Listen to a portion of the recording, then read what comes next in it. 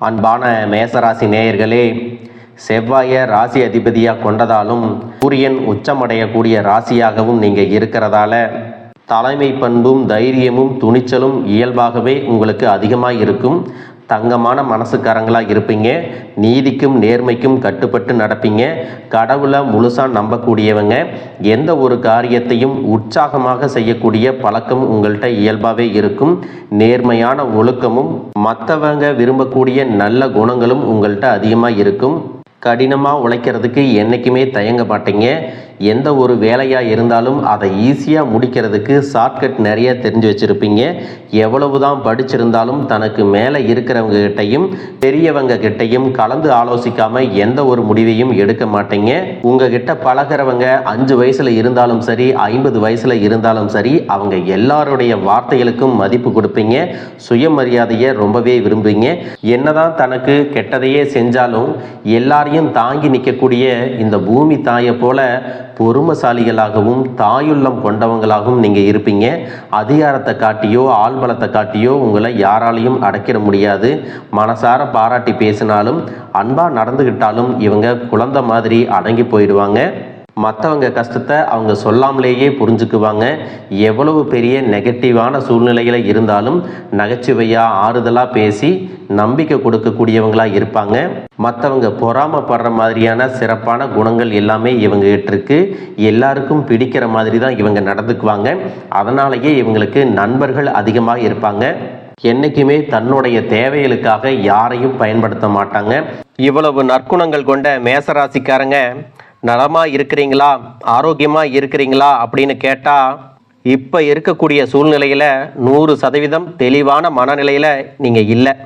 என் வாழ்க்கையில் இருக்கக்கூடிய பிரச்சனைகளால் நாங்கள் இந்த உலகத்தில் வாழ்கிறதே பெரிய விஷயம், இதில் எப்படி நலமாக இருக்கிறது சந்தோஷமாக இருக்கிறது அப்படின்னு நீங்கள் மனசில் நினைக்கிறது எனக்கு புரியுது. மேச ராசிக்காரர்களே, உங்கள் வாழ்க்கையில் இதுவரைக்கும் இருந்த அனைத்து பிரச்சனையும் காணாமல் போக போகுது. உங்கள் வாழ்க்கையில் இனி வரக்கூடிய காலங்களில் நான் நினைக்கிற விஷயமெல்லாம் எனக்கு தடைபடுது, தாமதமாகுது, நடக்க மாட்டேங்குது, கிடைக்க மாட்டேங்குது அப்படிங்கிற பேச்சுக்கு துளி கூட இடம் கிடையாது. உங்களோட ஆசைகள் கனவுகள் எல்லாமே நிறைவேற போகுது. பழைய வாகனங்களை கொடுத்துட்டு புதிய வாகனங்களை வாங்குவீங்க. விலகி சென்ற சொந்தங்கள் எல்லாம் மீண்டும் வந்து சேருவாங்க. வீடு மாற்றம், தொழில் முன்னேற்றம் இது எல்லாம் ஏற்படும். உங்களுக்கு வரவேண்டிய பணம் தடையில்லாமல் வந்து சேரும். கடன் கொடுக்கல் வாங்கல், வம்பு வழக்குகள், சொத்து பிரச்சனை, காவல்துறை, உறவினர்கள் மூலமாக பிரச்சனை, இது மாதிரி எந்த விஷயங்கள் இருந்தாலும் புத்தாண்டுல உங்களுக்கு சாதகமான முடிவுகள் கிடைக்குங்க. பொதுவாக பார்த்தீங்கன்னா 4, 8, 12 வீடுகள் எல்லாமே இல்லறம், உறவுகள், மறைவு ஸ்தானம் மற்றும் தடைகளை எல்லாம் குறிக்கக்கூடிய வீடு. இந்த ஸ்தானங்கள்ல செவ்வாய், கேது அல்லது சனி போன்ற பாவ கிரகங்கள் எல்லாம் இருந்துச்சுன்னா மனசுல அமைதி இருக்காது, சண்டை சச்சரவுகள் எல்லாமே வரும். இது எல்லாம் பிரிவுகளை ஏற்படுத்தும் அப்படிங்கிறத நீங்க ஞாபகம் வச்சுக்கணும். ஆணாக இருக்கீங்கன்னா உங்களுடைய ஜாதகத்துல சுக்கிரன் அப்படிங்கிறவர் மனைவியை குறிக்கக்கூடியவர். அது திருமண இன்பத்தையுமே குறிக்கும். சுக்கிரனோடு கேது சேரும்போது அது திருமண வாழ்வுல குழப்பங்களை கொண்டு வந்து கொடுக்கும். திடீர்னு பிரச்சனைகள் அல்லது பிரிவினை எல்லாத்தையுமே கொண்டு வந்து கொடுக்கும். அதே போல பெண்ணாக இருக்கீங்கன்னா பெண் ஜாதகத்துல செவ்வாய் அப்படிங்கிறது கணவரை குறிக்கக்கூடியது.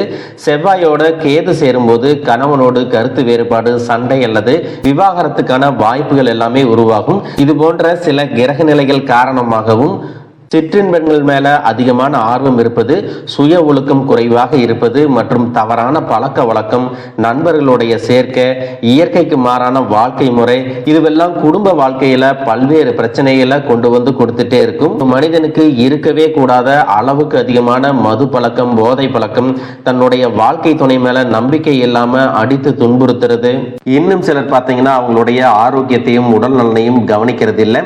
இதனாலேயே இதயம் சார்ந்த நோய்கள், கல்லீரல் பாதிக்கப்படுறது, கிட்னி செயலிழந்து போறது மற்றும் புதுவிதமான புற்றுநோய்கள் இதுவெல்லாம் அவங்களுடைய வாழ்நாள குறைச்சிட்டு இருக்கிறத நம்ம அன்றாடம் பார்த்துக்கிட்டு தான் இருக்கும்.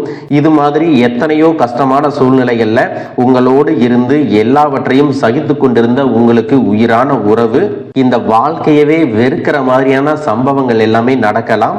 ஒரு கட்டத்துக்கு பிறகு பார்த்தீங்கன்னா அவங்க எல்லாம் உங்களை விட்டு விலகி போறதுக்கும் வாய்ப்புகள் அதிகமாக இருக்கு. இதுக்கு பிறகு இந்த மாதிரி உங்க வாழ்க்கையிலும் நடந்துக்க கூடாது அப்படின்னா மனசு விட்டு பேசுங்க, அவங்களோட நேரத்தை அதிகமாக செலவிடுங்க, உங்கள் மேலே அவங்களுக்கு நம்பிக்கை வர்ற மாதிரி நடந்துக்குங்க. பணம் வசதி வாய்ப்புகள் எல்லாருக்கும் தேவை அப்படின்னாலும் அதை வச்சு ஒரு நிம்மதியான அழகான ஒரு வாழ்க்கையை வாழ முடியாது. ஏன் அப்படின்னா கோடீஸ்வரனாக இருக்கிறவங்களும் கஷ்டப்படுறத பார்த்துருக்கிறோம், ஏழைகளாக இருக்கிறவங்க ரொம்பவே சந்தோஷமா இருக்கிறதையும் பார்த்துருக்கிறோம். பணம் அப்படிங்கிறது நமக்கு தேவையாக இருந்தாலும் அதை வச்சு சந்தோஷமான வாழ்க்கையை நம்ம முழுசா வாழ முடியாது. இதற்கு பிறகு அவங்க மேல நீங்க உண்மையான அன்பு காட்டுறது, சாப்பிட்டியா அப்படின்னு மனசார கேட்கறது, அவங்க என்ன சொல்ல நினைக்கிறாங்க அப்படிங்கிறத காது கொடுத்து கேட்கறது, எந்த மாதிரி கஷ்டங்களை எல்லாம் அவங்க அனுபவிக்கிறாங்க, எந்த சிச்சுவேஷன்ல இருக்கிறாங்க அப்படிங்கிறத சிம்பதி எம்பதி எல்லாம் பார்த்து நடந்துக்க வேண்டியது ரொம்பவே அவசியம். ஏற்கனவே இந்த மாதிரி சின்ன சின்ன தவறுகள் மூலமா பிரிஞ்சிருக்கீங்க அப்படின்னா, நீங்க சேர்ந்து வாழணும் அப்படின்னு ஆசைப்பட்டீங்கன்னா, நீங்க விவாகரத்தே வாங்கியிருந்தாலும் கூட இருவருடைய உள்ளத்திலும் உங்களுக்கு தூய புரிதல் வர்ற வரைக்கும் உண்மையா நடந்துக்குங்க. வெறும் வார்த்தைகளால மட்டும் நான் மாறிட்டேன் அப்படின்னு சொல்லாம உண்மையில அதை நடத்தி காட்டுங்க. அவங்களுடைய மனசு கல்லாகவே இருந்தாலும் அதை கரைக்கக்கூடிய சக்தி உங்ககிட்ட இருக்கு. உங்க வாழ்க்கையில எத்தனை கஷ்டங்கள் வந்தாலும் தோல்விகள் வந்தாலும் இதுவெல்லாம் சீக்கிரம் என்னுடைய வாழ்க்கையில மாறும் அப்படிங்கிற ஒரு தன்னம்பிக்கையில தான் உங்க வாழ்க்கை ஓடிட்டு இருக்கு. ஒவ்வொரு நாளையும் நீங்க எவ்வளவு கஷ்டப்பட்டு சிரமப்பட்டு கடந்து வர்றீங்க அப்படிங்கிறது உங்களுக்கும் அந்த கடவுளுக்கும் தாங்க தெரியும். உங்களை சுத்தி இருக்கிறவங்க என்ன சொல்லுவாங்கன்னா, உங்களுக்கு என்னப்பா ஜம்முன்னு இருக்காங்க, ராஜ வாழ்க்கை வாழ்றாங்க அப்படின்னு பேசுவாங்க. ஆனா உண்மையான நிலைமை உங்களுக்கு மட்டும்தாங்க தெரியும். உங்களுடைய தனிப்பட்ட வாழ்க்கையில மூணாவதா ஒருத்தர் நுழைஞ்சு உங்களுக்கு பிரச்சனைகளை கொடுத்துட்டு இருந்த நபர் கண்டிப்பா உங்களை விட்டு விலக போறாருங்க. அவர் மூலமா நீங்க அடைஞ்ச அத்தனை துன்பங்களுக்கும் ஒரு நல்ல தீர்வு கிடைக்க போகுது. இதுக்கப்புறமா உங்களுடைய உடல் ஆரோக்கியத்துல நீங்க கூடுதலான கவனம் செலுத்த போறீங்க.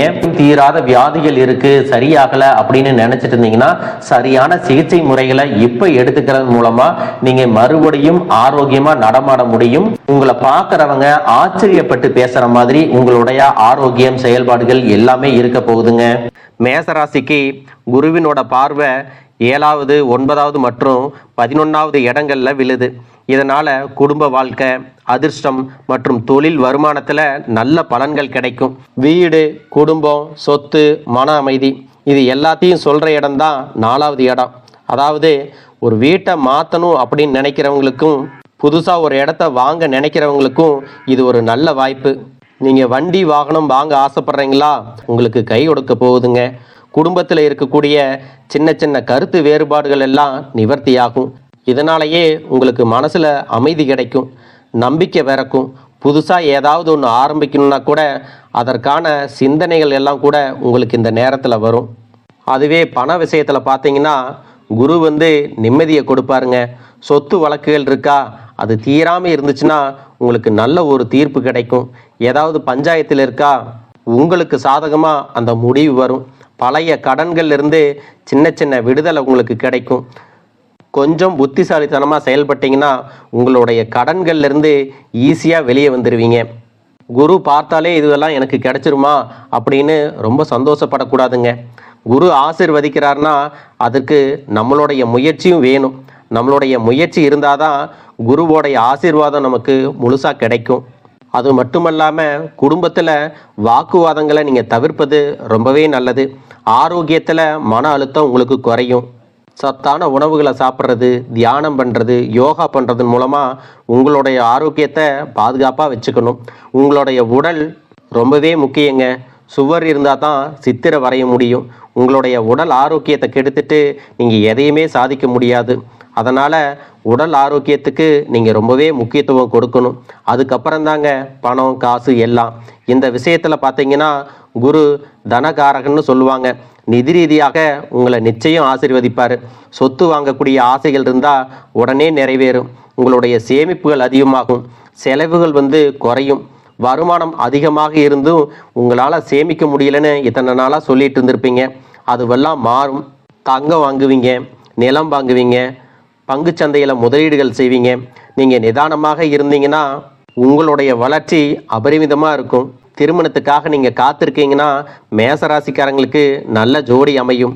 அதுவே நீங்கள் காதலிக்கிறீங்க அப்படின்னா அவங்களையே நீங்கள் கல்யாணம் பண்ணிக்கிறதுக்கான சூழ்நிலைகள் அதிகம்.